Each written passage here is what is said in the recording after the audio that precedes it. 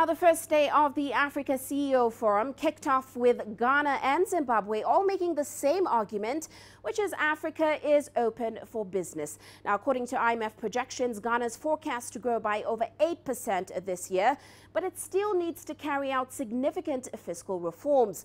Well, Zimbabwe made a strong pitch for investments in commodities and services, but it's making its pitch at a time when platinum prices are falling and forecast to fall even further. Here's CGTN's Ramah. He's in Abidjan and he filed this report. The first day of the Africa CEO Forum was all about countries, specifically Cote d'Ivoire, Ghana and Zimbabwe, all making a very strong pitch to investors and businesses who are here, saying, look, their countries are entirely open for business.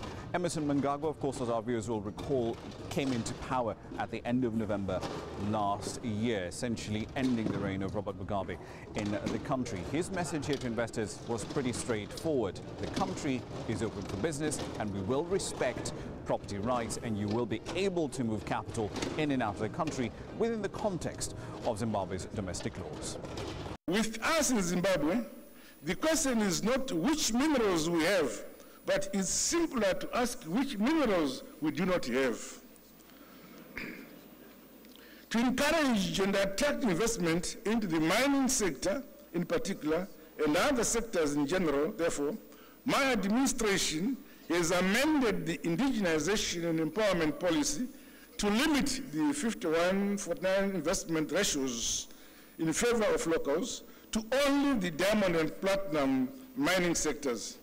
The percentage of shareholding ratio of foreign investment into any other sectors of the economy may therefore now be independently negotiated by the respective parties. He also made a pretty strong pitch for investments in the minerals sector. One of the main assets, of course, that Zimbabwe has in that respect is platinum, which hasn't been doing particularly well as far as the price is concerned, at about $950 an ounce, well off the highs of about $1032 an ounce a little earlier in the year.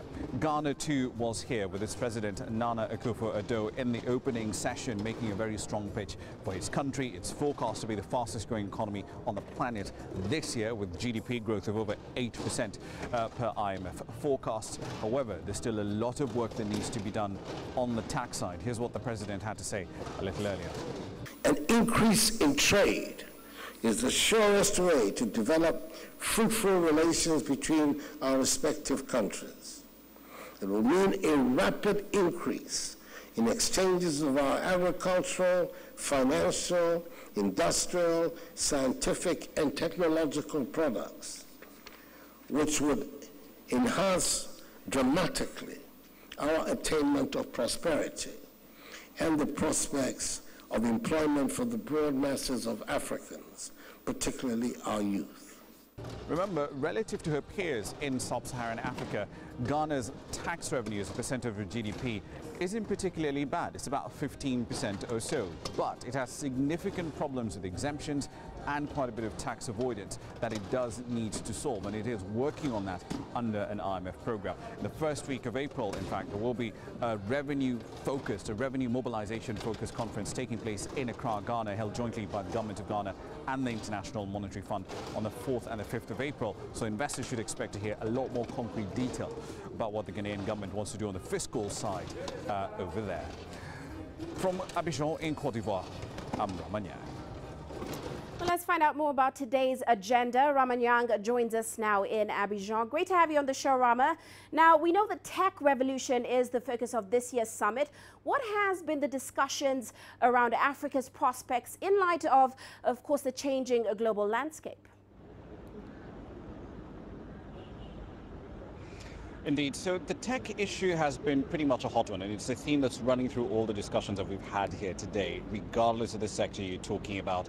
Oil and gas. There was an interesting panel discussion a little earlier today where Cote d'Ivoire's Minister of Petroleum and Energy argued that, look, after 2014, we saw the production costs for oil actually drop significantly because oil producers had to adapt relatively quickly. But we've not seen the same thing happening in the gas sector. Why is that? And yet that essentially is mostly an operational and a technology issue. Healthcare, same argument comes up again. Some pretty interesting arguments coming through today on the quality of data that we have available to actually deliver health outcomes, again, through technology.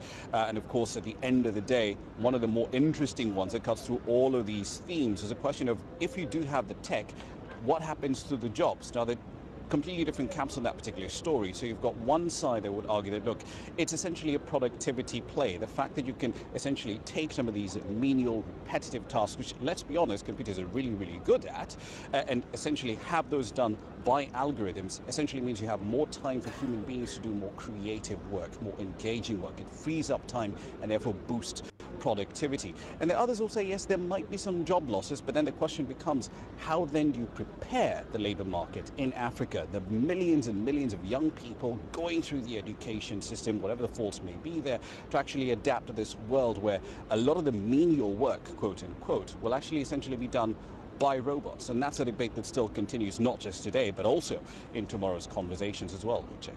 Now, Ramah, this summit, of course, is all about the private sector, highlighting the prime investment opportunities in Africa. What have you seen so far in terms of discussions around that topic?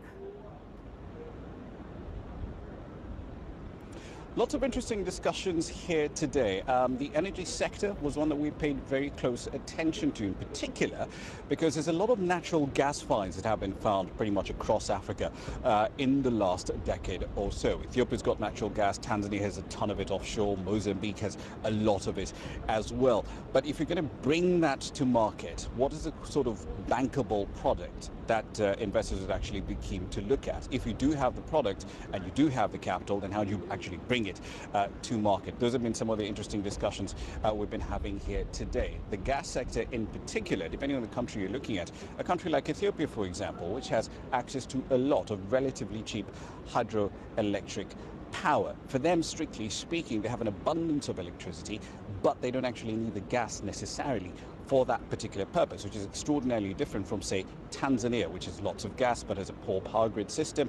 It's not generating enough electricity by itself under the current system, and the natural gas deposits that it does have will be extremely useful to actually plug that gap. Same story happening in Nigeria. Lots and lots of gas available, but it's simply not getting to where it's needed. Sahara Group, for example, has about 600 or so megawatts of idle capacity simply because at the moment it's not getting the gas that it requires. So the conversations here have been essentially bringing the politicians, the policymakers and the private sector, the owners of capital together and asking, this is a problem, how then do we solve it?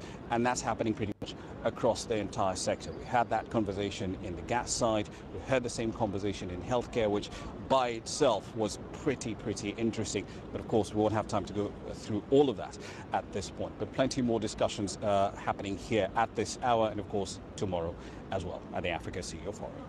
Quite interesting conversations happening there. Many thanks, Ramah, for that update. Of course, he will bring us an update tomorrow on the discussions going on.